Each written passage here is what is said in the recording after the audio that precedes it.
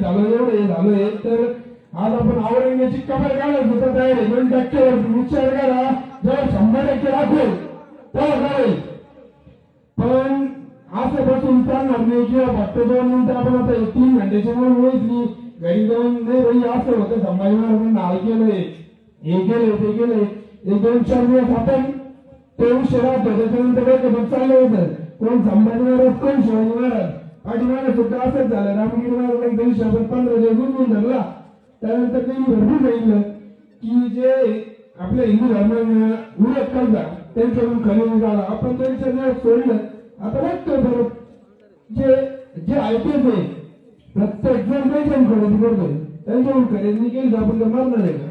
पण आपल्याला धर्मावर कट्टर नाही काही घेणं नाही देणं नाही धर्माशी